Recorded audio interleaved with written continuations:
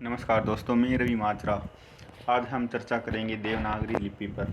आपने अभी तक चैनल को सब्सक्राइब नहीं किया है तो सब्सक्राइब कर लीजिए और बेल बटन को दबा लीजिएगा। चलो हम चर्चा करेंगे देवनागरी लिपि पर। देवनागरी लिपि का विकास यानी किसी भी ध्वनि को लिखने के लिए निर्धारित चिन्हों को लिपि कहते हैं। यानी उच्चरित ध्वनि संकेतों की सहायता से भाव या विचार की अभिव्यक्ति भाषा कहलाती है, जबकि लिखित वर्ण संकेतों की सहायता से भाव या विचार की अभिव्यक्ति लिपि है। भाषा श्रव्य होती है और जबकि लिपि दृश्य, यानी भाषा तो श्रव्य होती है और लिपि होती है वो दृश्य होती है।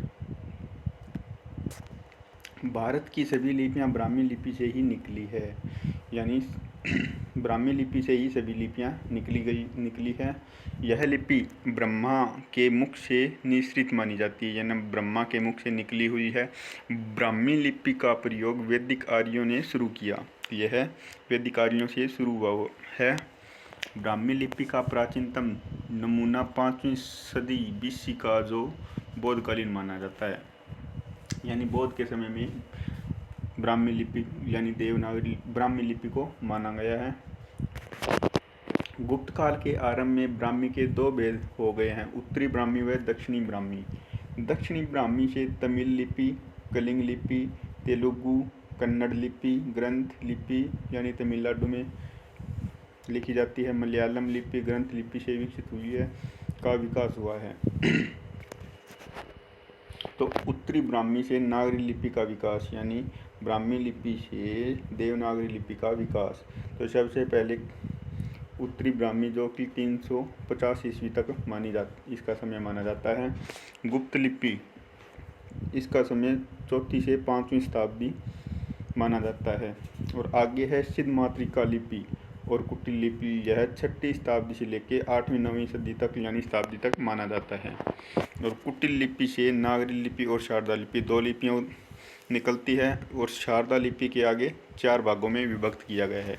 कौन सी? गुरुमुखी लिपि, ब्राह्मी लिपि, लहदा लिपि, टाकरी लिपि।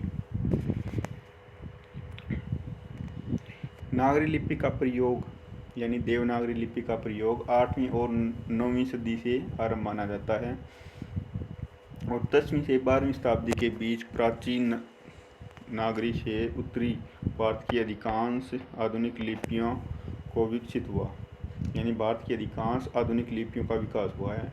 और इनकी 2 शाखाएं मिलती हैं, पूर्वी और पश्चिमी। पश्चिमी शाखा का सर्व प्रमुख प्रतिनिधि देवनागरी लिपि है। नागरी लिपि को 2 पार्ट में बांटा गया है। कौन कौन से? पश्चिमी शाखा और पूर्वी शाखा। पश्चिमी शाखा में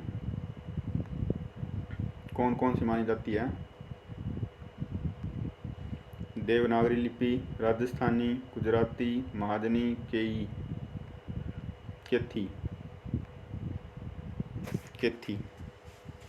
और पूर्वी में बांग्ला लिपि, असमी और उड़िया।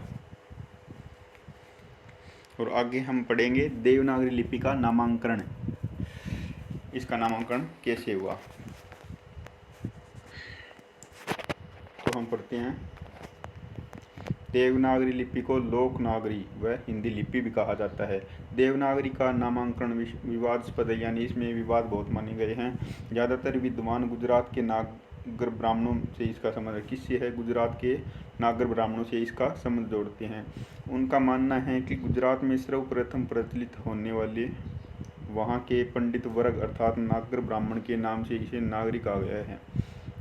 नागर ब्राह्मणों के नाम से इसे नागरी कहा गया है। और अपने अस्तित्व में आने के तुरंत बाद इसने देव भाषा संस्कृत को लिपिबद्ध किया, इसलिए नागरी में देव शब्द जुड़ गया और वह देवनागरी बन गया। यानी संस्कृत भाषा लिपिबद्ध किया गया और नागरी में देव शब्द जोड़ दिया गया है, जिसके कारण दोनों नाम शब्द जुड़ के एक नाम बन गया देवनागरी लिपि। क्या बन गया है दोस्तों? देवनागरी लिपि। तो अब हम करेंगे देवनागरी लिपि का स्वरूप। यह लिपि बाईं से दाईं ओर लिखी जाती है, जबकि फारसी लिपि, उर्दू, अरबी भाषा की लिपि दाईं से बाईं की ओर लिखी जाती है, यानी यह बाईं से दाईं की ओर लिखी जाती है। दूसरा बिंदु है इसका, यह अक्षरात्मक लिपि है जबकि रोमन लिपि अंग्रेजी भाषा की लिपि वर्णात्मक लिपि है। अब करेंगे हम देवनागरी लिपि के गुण। यह ध्वनि के लिए एक ही वर्ण संकेत है, यानी एक ध्वनि के लिए एक ही वर्ण संकेत है। दूसरा है, एक वर्ण संकेत से अनिवार्यता एक ही ध्वनि व्यक्त है और एक वर्ण संकेत से एक ही ध्वनि व्यक्त होती है। तीसरा है, जो ध्वनि का नाम वही वर्ण का नाम, यानी जो हम बोलते हैं वही लिखते हैं और वह लिखते हैं वही हम बोलते हैं, मुख वर्ण नहीं है। जैसे इंग्लिश भाषा में हम जैसे नॉलेज शब्द लिखते हैं तो के उसमें साइलेंट रहता है, वैसे इसमें कोई मुख वर्ण नहीं रहता, जो बोला जाता है वही लिखी जाता है। छठा पॉइंट है, एक वर्ण में दूसरे वर्ण का भ्रम नहीं है, यानी जो हम लिखते हैं जैसे रे को रे ही बोलते हैं, टे को टे ही बोलते हैं। तो अगला बिंदु है, उच्चारण के सूक्ष्मतम भेद को भी प्रकट करने की क्षमता। और वर्णमाला ध्वनि वैज्ञानिक पद्धति के बिल्कुल अनुरूप है। प्रयोग बहुत व्यापक, यानी संस्कृत, हिंदी, मराठी, नेपाली की एकमात्र लिपि है। कौन सी है? वो देवनागरी लिपि है। 10वां बिंदु है, भारत की अनेक लिपियों के निकट। अब इसके दोष देखते हैं, कौन कौन से दोष बताए गए हैं।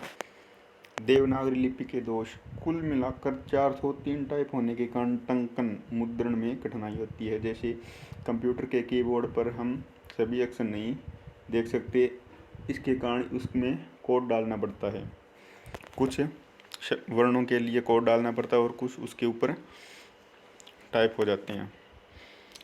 दूसरा बिंदु है, शिरोरेखा का प्रयोग अनावश्यक अलंकरण के लिए। जैसे हम ये शिरोरेखा नाम है, इसके ऊपर ये शिरोरेखा लगाते हैं, जैसे ऊपर लाइन खींचते हैं, तो इसका प्रयोग अनावश्यक माना गया है। इसमें अनावश्यक वर्ण भी हैं, जैसे छोटा री और बड़ा री, ली और बड़ा ली, अंग, य, श आदि। इन्हें कोई शुद्ध उच्चारण के लिए उचित नहीं हो पाता। जैसे इनको लिए कोई शुद्ध कोई भी नहीं बोल पाता है, कुछ ना कुछ गलती हो जाती है इससे। और कुछ शब्द हैं जो दो शब्द मिलकर बनते हैं, जैसे और ई और प्र।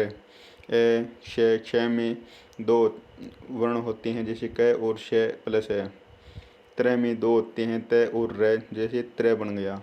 ऐसे बहुत सारे द्विरूप वर्ण आते हैं। समरूप वर्ण, जैसे ख में र और व का जोड़ होता है और ग में ध का और मैं में भय का भ्रम होता है, इस कारण इसमें दोष बताया गया है। और वर्णों के संयुक्त करने की कोई निश्चित व्यवस्था नहीं है। अनुस्वार और अनुनासिक के प्रयोग में अनुरूप का अभाव है। त्वरापूर्ण लेखन नहीं, क्योंकि यह हाथ में बार बार उठाना पड़ता है। यानी इंग्लिश भाषा में हम जब एक शब्द लिखते हैं, यानी तो एक बार पेन रखने के बाद अंतिम वर्ण में पेन को उठाती हैं, तो इसमें बार बार पेन को उठाना पड़ता है। वर्णों को संयुक्तिकरण में र के प्रयोग को लेकर भ्रम की स्थिति, यानी र के प्रयोग को लेकर भ्रम हो जाता है, जिसमें पता नहीं चलता ख मारना है या र मारना लिखना है। 10वां बिंदु है, ई की मात्रा ऐसे का लेखन वर्ण पहले उच्चारण वर्ण के बाद। यानी हम जब कंप्यूटर में टाइप करते हैं तो पहले ई की मात्रा को लिखना पड़ेगा और उसके बाद में अगला वर्ण लिखा जाएगा। अब देवनागरी लिपि में किए गए सुधार, ये सुधार किए गए हैं। बाल गंगाधर तिलक फ़ॉन्ट 1904 से 26 तक इसका प्रयोग हुआ। सावरकर बंधुओं का एक ही पाराखड़ी।